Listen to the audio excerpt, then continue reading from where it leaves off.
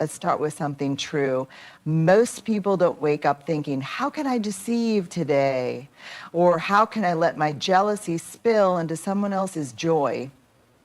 But sometimes the parts of us we haven't healed, those raw, aching places, speak louder than our intentions. Envy and falsehood don't usually wear neon signs. They whisper, mask, and pretend, but they're there. And learning to recognize them, not with judgment, but with wisdom, is part of keeping your peace. Envy rarely comes storming through the front door. It slips in through the cracks. It doesn't always look like glaring jealousy or outright sabotage. In fact, the most common and dangerous form of envy is the quiet kind, the kind that smiles at you while secretly shrinking inside, the kind that claps for your success but walks away feeling smaller. It often shows up in subtle, almost imperceptible ways. A compliment that feels just a little off, too forced, too pointed, too delayed. A friend who celebrates with you, but only after everyone else has. Someone who shifts the mood when you walk into a room lit up with something good. Envy tends to wrap itself in politeness. It doesn't yell, it whispers. It doesn't confront, it retreats. You'll feel it more than you'll see it, and that's what makes it tricky. Because if you call it out too soon, you risk being labeled sensitive. If you ignore it too long, it chips away at your peace. Here's how it works. When someone carries envy, it isn't really about their own pain, what they believe they lack, what they think they've failed to achieve, how far behind they feel. Your joy, your growth, your visibility, it doesn't create that envy. It reveals it. But here's the hard truth. We often dismiss these subtle cues because we want to keep the peace. We tell ourselves, they're probably just having a bad day, or maybe I'm reading too much into it. And sometimes that's true, but other times, it's your intuition trying to protect you. You don't need to react harshly or hold grudges, but you do need to see clearly.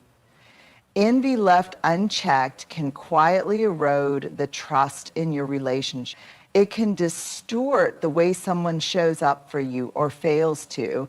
So when you notice those subtle cues, don't panic, don't retaliate, just take note, pause, step back, observe the pattern. Because clarity isn't cruelty and discernment isn't drama. It's self-respect. Falsehood often sounds polished. Falsehood doesn't usually come wrapped in chaos. It shows up tidy, smooth, and well-rehearsed. It's the story told a little too perfectly, the answer that rolls off the tongue with no hesitation, no uncertainty, no soul. The trouble is, we've been taught to associate confidence with truth. If someone sounds sure, they must be honest.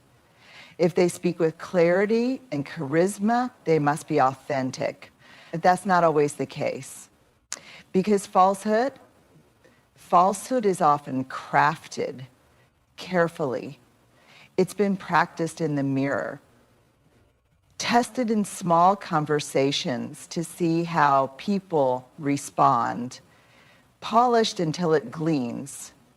It's the version of the truth that protects someone's image, not their integrity. It's what gets said when the real story feels too vulnerable, too messy, or too exposing. And so instead of transparency, you get a performance. You can usually feel it when it happens, like something in the conversation just slides over the real thing. There's no pause, no processing, no sense that the person is actually in the moment with you. Is delivery. And if you're someone who values authenticity, this can be disorienting because you may find yourself questioning your instincts. but they sounded so certain. They looked me in the eye. They didn't stutter or hesitate. How could that not be true? Here's what no one tells you. Truth is often messier than lies. It comes with stumbles, pauses, and the courage to say, I'm not sure, or this is hard for me to explain. Realness takes emotional effort. It doesn't always sound smooth because it hasn't been curated. It's being lived.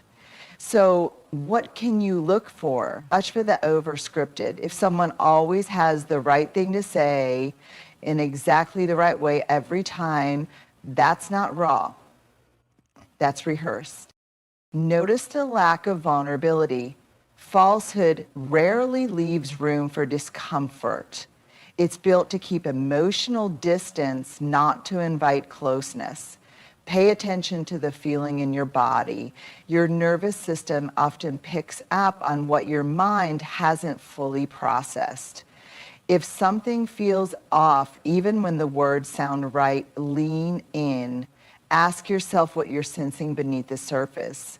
This doesn't mean you walk around distrusting everyone. It means you grow wise enough to know that not all polished stories are true.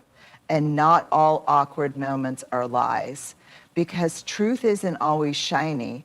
Sometimes it stumbles.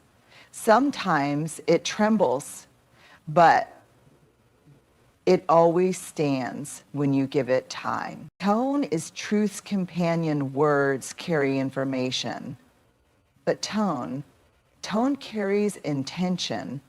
And when it comes to recognizing truth in others, tone is often the clearest window you've got. It's easy to focus on what someone is saying, what the sentence looks like on paper.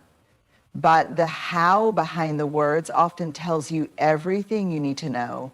The cadence, the warmth or lack of it, the silence, the sharpness, the silence between the syllables. Because truth doesn't just live in the sentence, it lives in the delivery. You can say, I'm happy for you 100 different ways. Some versions will feel like love. Others will land like a dagger in velvet. You felt it before. The smile that didn't quite reach someone's eyes. The kind words that landed cold. The apology that sounded more like a performance than a reckoning. That's because tone doesn't lie, even when words try to. It's especially important in relationships, friendships, families, teams. Sometimes someone says the right thing, but something inside you still tightens. You hear the words, but your body feels the dissonance. That's your inner wisdom picking up on a tonal mismatch. Here's the thing. Tone holds emotional weight. It reveals what someone is trying to do with their words. Are they trying to connect, control, avoid, deflect, uplift, diminish? That's what tone tells you. Let's break this down. A kind truth sounds steady. Even if it's uncomfortable, it's delivered with care. There's no sting, no superiority, no edge.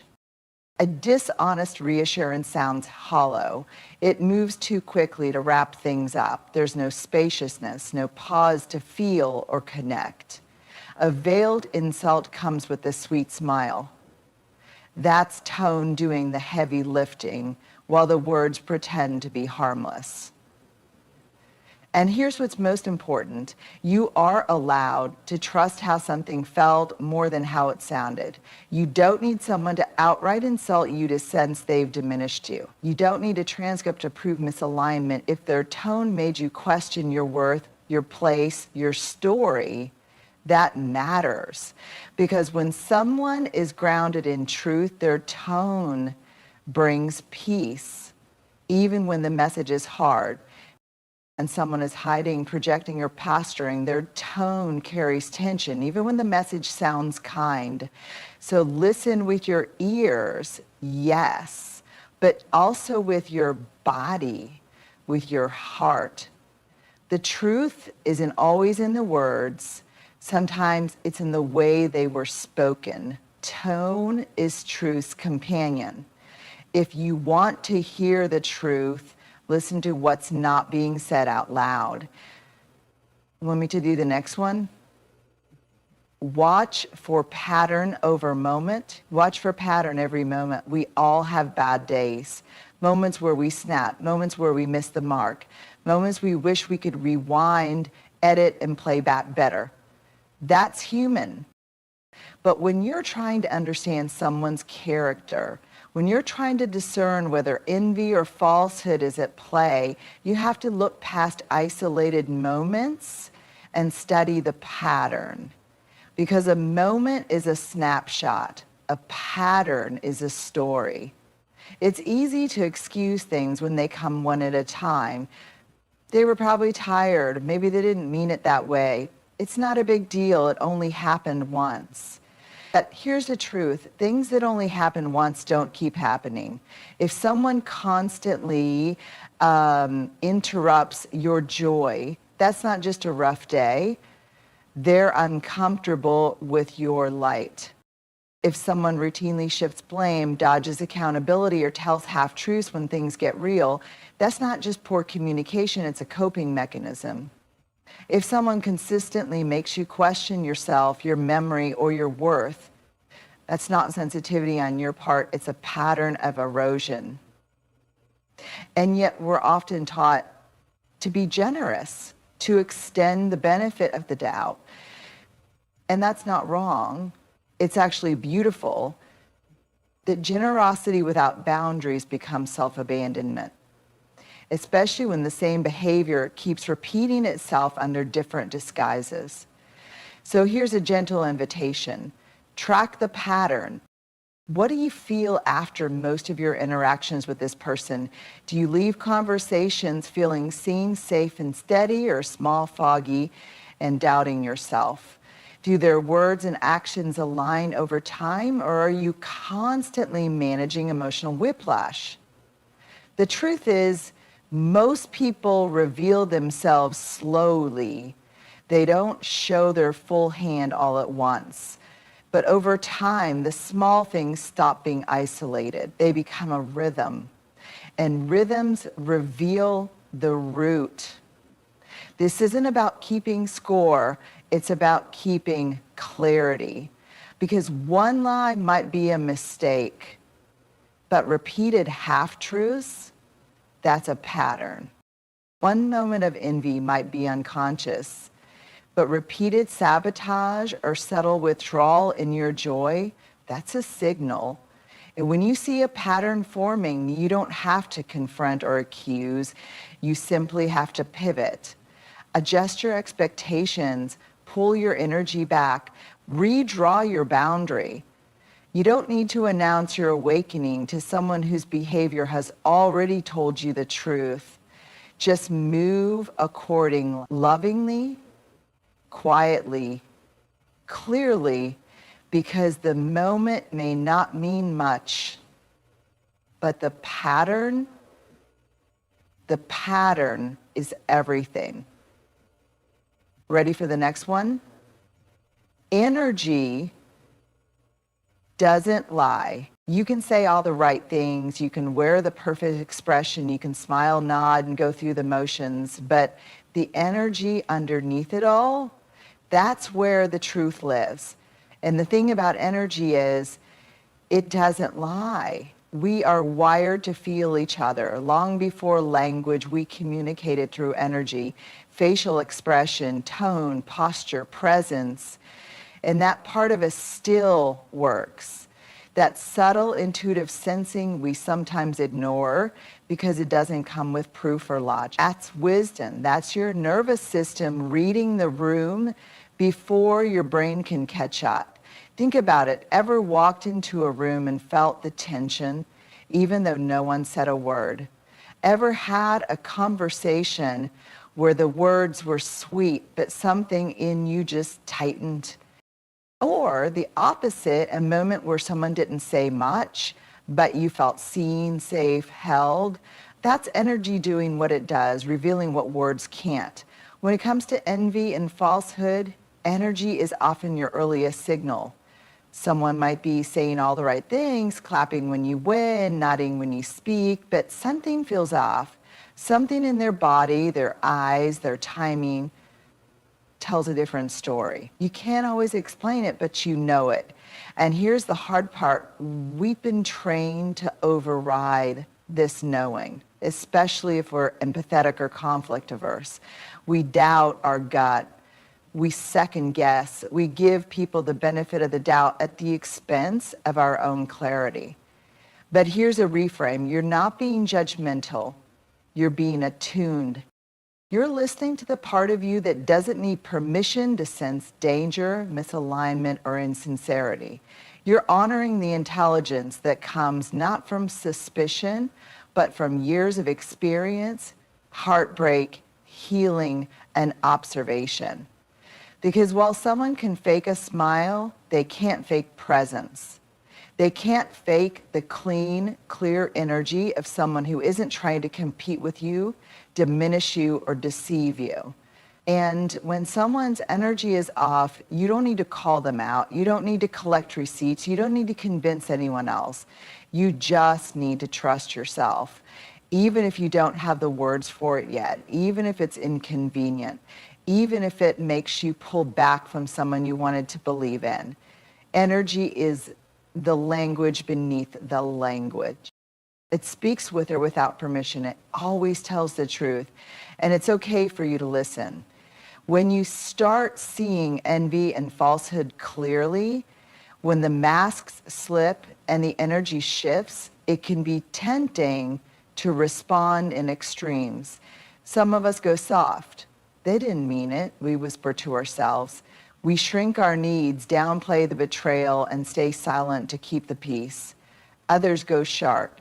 We cut people off, build walls, and declare, I don't need anyone. But there's a middle way, a strong, steady path that honors both your humanity and theirs. It's called holding grace and boundaries together. Grace says, I see you're hurting. I know that envy and dishonesty are usually symptoms of something deeper. Fear, insecurity, scarcity. I won't demonize you for being human. Boundary says, but I still get to protect myself. I still get to choose peace over proximity. I still get to walk away from anything that chips away at my clarity, joy, or safety. This is sacred work, learning how to stay open-hearted without staying unguarded. It's not about being nice, it's about being true. Grace without boundaries turns you into a doormat. Boundaries without grace turn you into a fortress. But when you hold both, you become someone who can see clearly without becoming hard. Someone who can step away without creating drama. Someone who can say, this isn't healthy for me, without needing the other person to be a villain. This is where your power lives, not in controlling other people's behavior, but in regulating your response. In saying, I can love you and leave the room. I can wish you well and still stop sharing parts of my life with you. I can forgive you and still choose myself, because grace sees the humanity in others. Boundaries protect the dignity in yourself. Holding both means you stop trying to fix people who don't want to change and start choosing peace over potential. It means you trust your discernment, even if it means walking a lonelier road for a while. It means you love from a place of truth, not obligation, not fear, not performance. And most of all, it means you remember that your softness and your strength are not opposites. They are partners. They live together in the same body. And when they work in harmony, you stop just surviving relationships. You start thriving inside your own self-respect. It's about clarity. It's about protecting your peace, not building suspicion. It's about discerning energy, not assigning labels.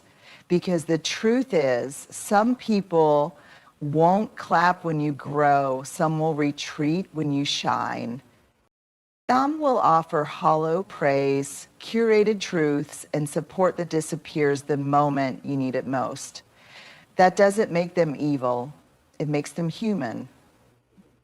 But just because we understand it doesn't mean we tolerate it. You deserve real connection.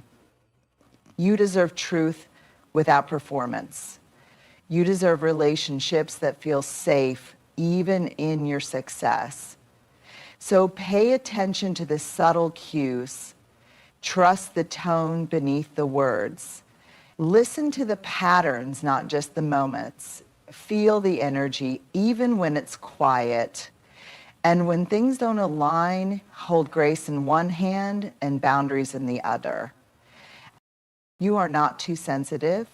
You are not imagining things. You are waking up to your own wisdom. And the more you trust that wisdom, the more your life will begin to fill with people who are rooted, not rattled by your light. People who don't compete with your growth, they honor it. People whose truth doesn't hide in shadows, it stands beside yours. So stay open, stay kind, but most of all, stay discerning, because your peace is too precious to place in the hands of those who haven't made peace with themselves.